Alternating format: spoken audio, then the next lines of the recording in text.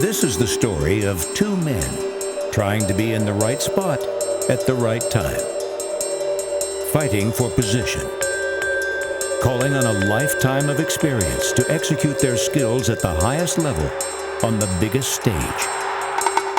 But this story is not about Santonio Holmes and Aaron Francisco, even though they were making history. It's about this man. My name's XLIII, and I'm a staff photographer for Getty Images. And this man. I'm Al Tielmans. I'm a staff photographer at Sports Illustrated. Who were trying to capture history. The two photographers, who were just a few feet apart at Super Bowl 43, actually have crossed paths before.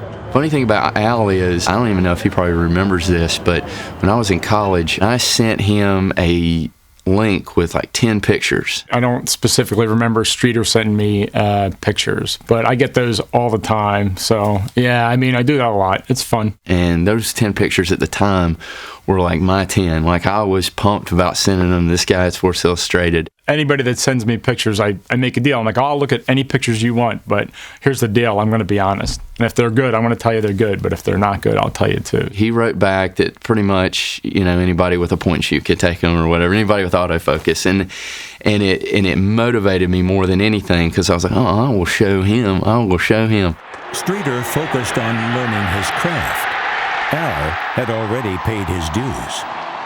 I thought for sure my leg was going to break. I just kind of let go and rolled back, and I just fell back, listening for the sound of my leg breaking. No cameras were broken. I was fine, but I was so shook up, I shot almost no pictures the rest of the game. I was like really shaking. Usually when Al Tielmans shoots a picture, the result is something special. He's been at Sports Illustrated since 1990 and has more than 50 cover photos to his credit. But like any photographer, he'll never forget his first. My first Super Bowl was the first Super Bowl I shot for SI. I had the cover from that issue. It was Everson Walls celebrating after the Bills missed their kick in '91. So that was a pretty big deal. I mean, getting an SI cover is still a pretty big deal, but getting your first one, it was pretty exciting.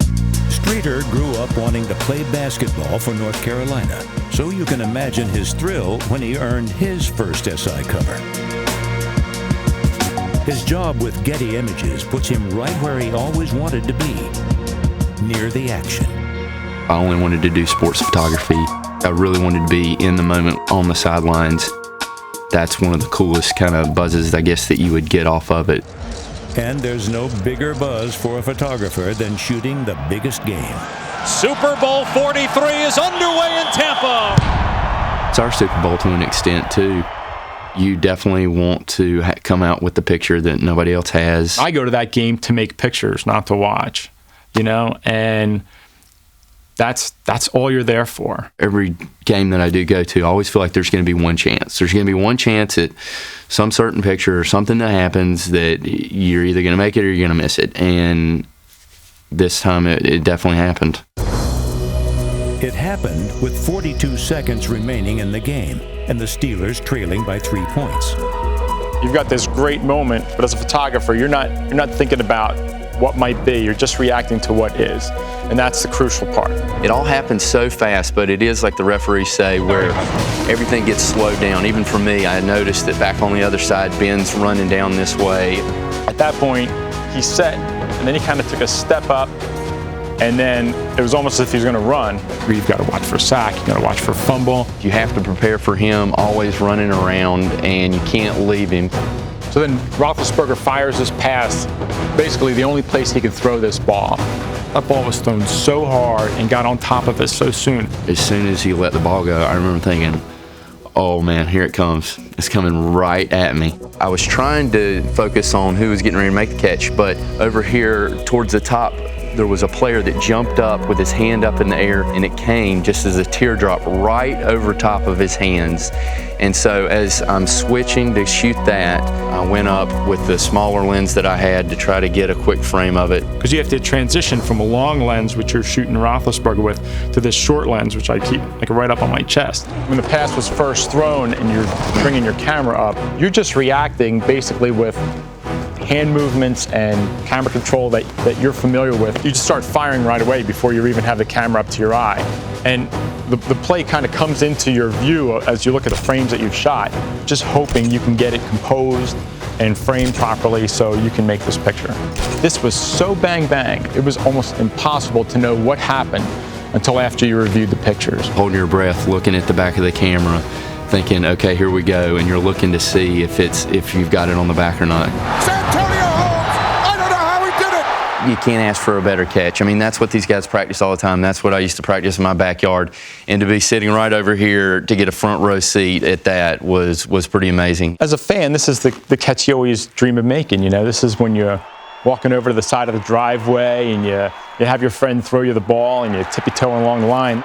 Having it come at the end of a Super Bowl in such a pressure-filled moment is it's incredible. That's how you beat great! That's how you beat great! To be right here and have it happen right over top of you is one of the more special things that you can ever imagine in your career, really. There's not many times that this is ever going to happen, if ever again.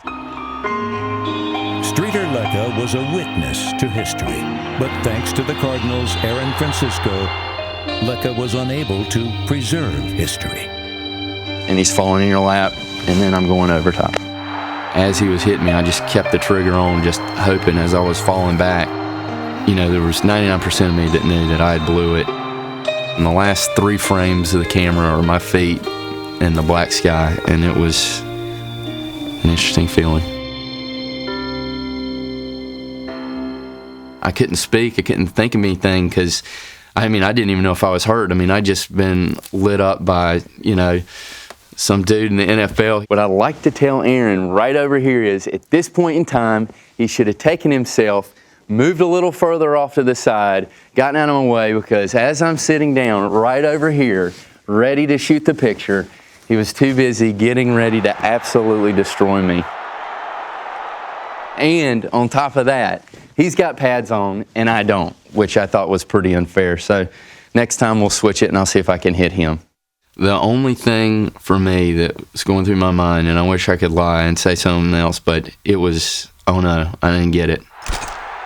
Al Teelman's did.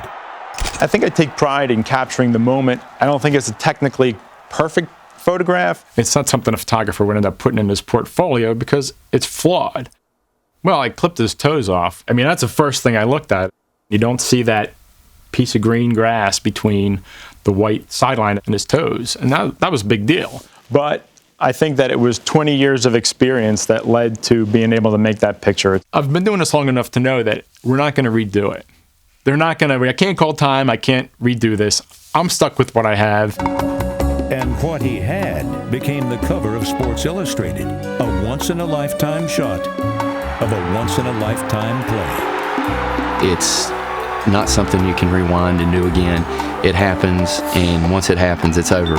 But I think that's the thing that makes it different from what anybody else does, and there's a different set of pressure because it's never going to happen again. That catch will never happen again.